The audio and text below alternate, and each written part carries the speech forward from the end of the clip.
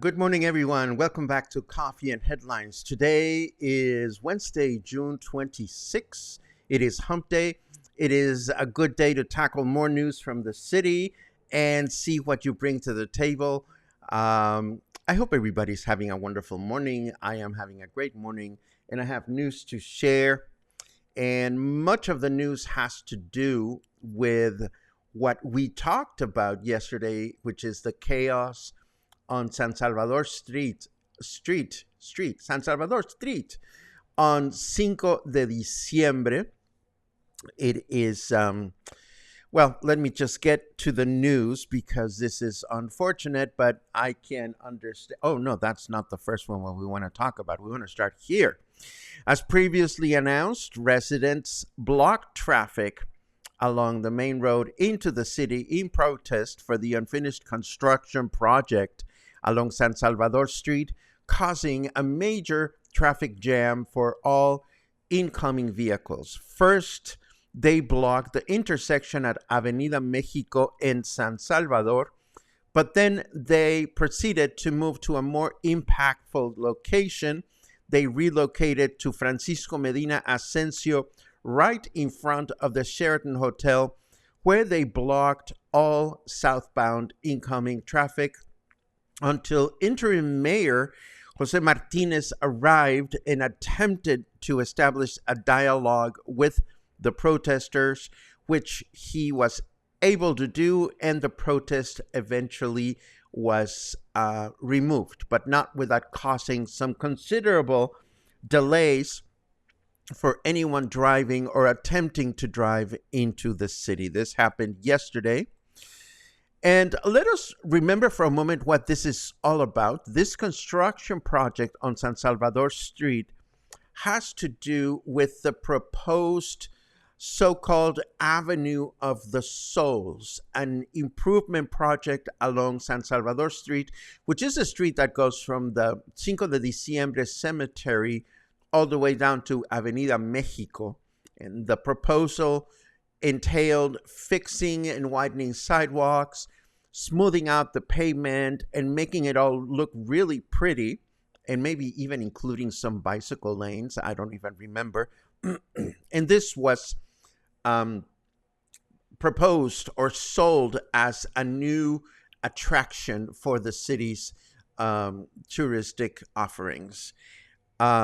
It looked beautiful on paper, and it was going to cost some 23 million pesos. But what seems to have come to light is that the city began working on this particular project without actually securing the funds for it, and now is stuck with no choice than to borrow funds from other upcoming projects in order to complete this one. If you ask me, and this is just my 2 cents, it is unfortunate that it comes to this, that the only way to get the city to deliver on their promises is to cause inconveniences to others through protests and things like that. But the city sets the tenor. The city sets the tune and the beat whenever they decide to promise things that they cannot deliver, unfortunately.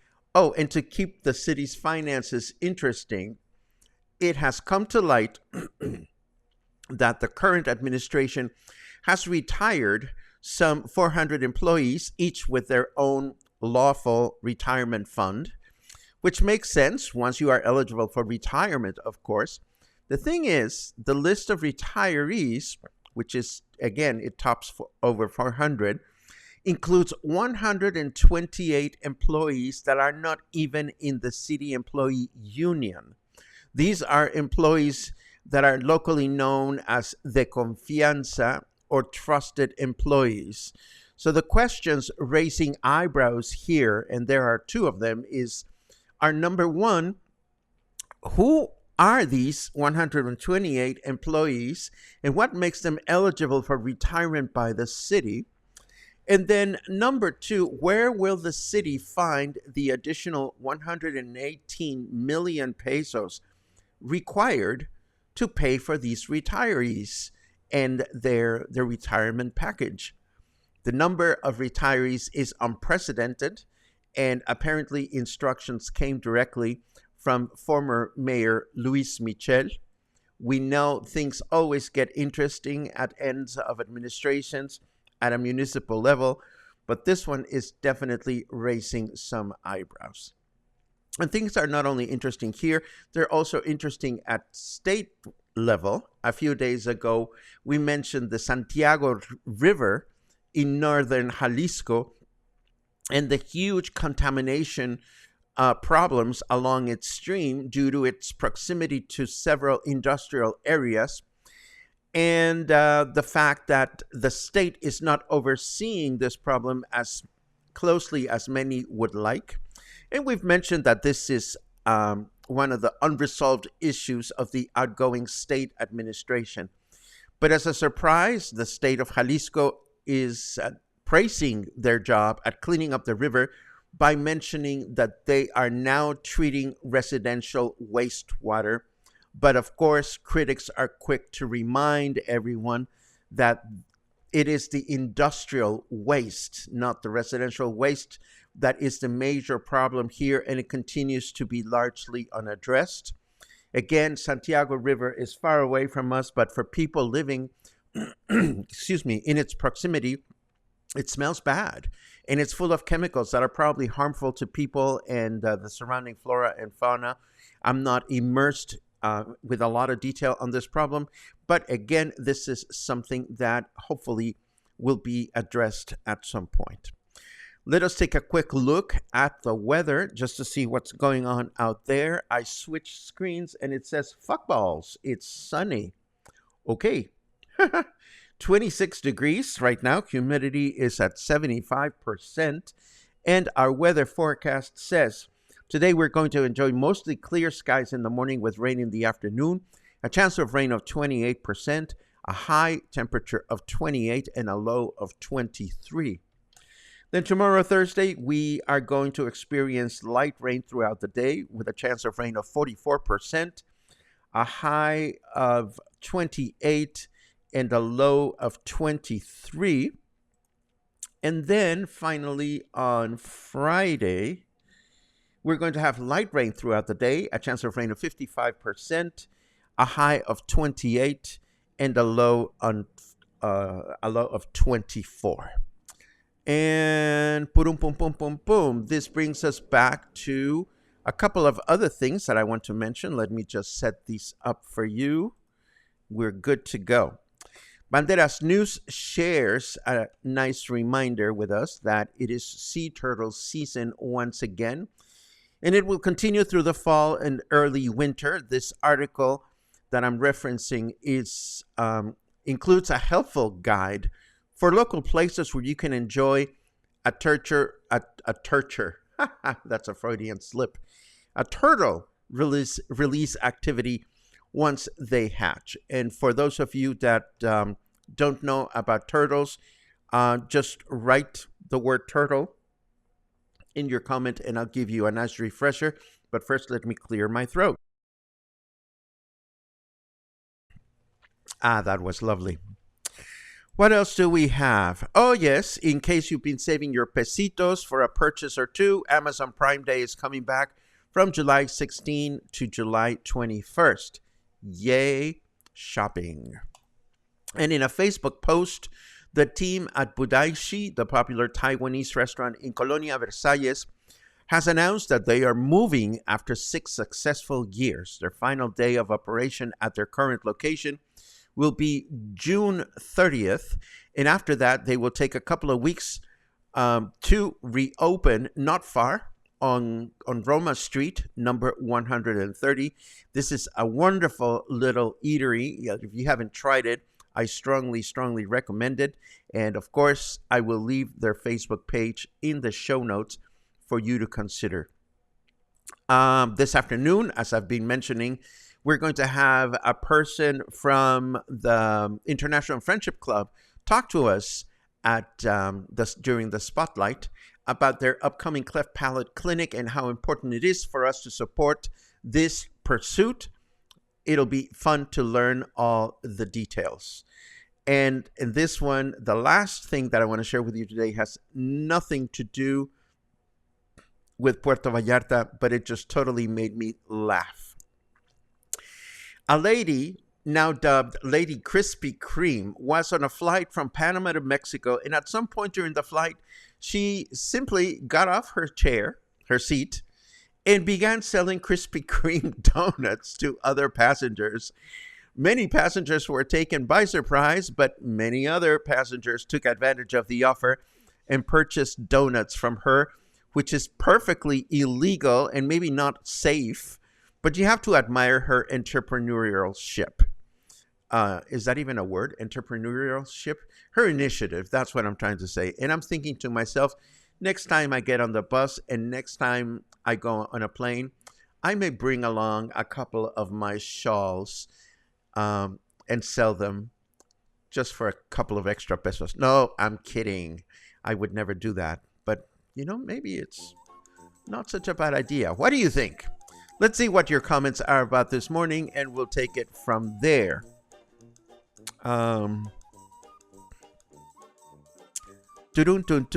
Lots of good mornings and lots of good afternoons. Yes, Larcito is back home, and I am happy, and I am blushing, and I don't care. Life is good. Sun's out, buns out. And what do you mean buns out? Are you showing your buns, my dear Logan? Let's keep the temperature below this 30-degree cap the rest of the summer, shall we? Well, that would be so nice. It really would be. Luisa in Guadalajara says, hard to get out of bed with this comfy weather. I love it. Facebook changed its format. Anyone else noticing that? I haven't noticed it, but I haven't spent much time on Facebook yet. It'll be interesting to check that out. Angelica asks, how are they do that? The streets are not wide enough. Angelica, if you're talking about San Salvador is one of those streets that is wide enough. And I think what they try to do is to remove parking from one of the sidewalks and just leave parking on the other. Again, the project was brought up like a year ago during Day of the Dead, and it's been moving slowly. We'll have to see exactly how they resolve this.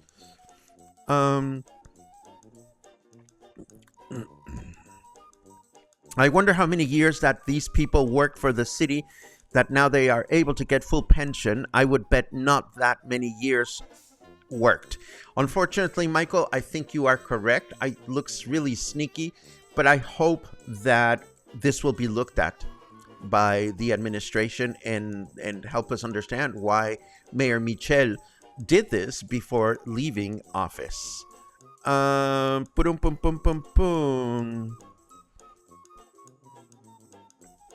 Let's see what else we have. Albert praises Budaixi. Yes, it is a wonderful place. Logan praises Budaixi, and it is a good thing. Now that we're on topic, I finally got around to trying the new tuk-tuks here in Versalles, and I can't wait to go back. Their official opening is July 4 and 5th. I don't know anything about this other place, tuk-tuks, so do share some details, please, or I will look for them on Facebook just to add them to the list of businesses that I follow. As an FYI, every time we mention any business and I mention their Facebook page, I always give it a like so that I can continue to be in touch with their news so that I can share them with you all here. Yay.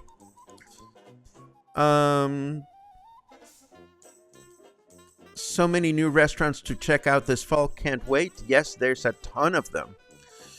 Purum pum pim pum. I hear you, Luisa. I can't resist Krispy Kremes myself. Betsy says, I always freeze on planes. Would definitely buy your shawls. Well, it's not like I have that many to sell, but I hear you. I mean, I always bring a little blankie whenever I go on the bus to Guadalajara because it gets chilly. It gets chilly. Laura says, good morning. I say good morning back. And this brings us to the end of today's news and today's broadcast. So many questions unanswered about the city government. This is just my own... Hold on just a second. What am I trying to do? I'm trying to kill the music for a second. Just 2 seconds. But it is so difficult to understand and appreciate why the city works the way they do. If the city was more forthcoming of information, they wouldn't have these problems. But that's just my 2 cents. Oh, and there's another question. Laura, have you tried using Google? Because I am sure that if you Google butcher, you will find a bunch of options on Cinco de Diciembre and anywhere else in the city. I don't live in Cinco de Diciembre, so I couldn't recommend something. But, my best wish for you is that you will just hold on to your software, hold on to Google Maps, and search for these things and try them out. That's the best way to go and branch in your comfort level. Not branch in, expand. That's what I'm trying to say. That's what many of us do here anyway. Back to goodbye. This is farewell, at least for today. I hope you have a wonderful day, and I hope you'll come back this afternoon for the spotlight. And if I don't see you this afternoon, I hope to see you sometime tomorrow. And if not tomorrow, sometime in the near future. Stay kind, stay happy, stay connected, stay dry, and stay in touch.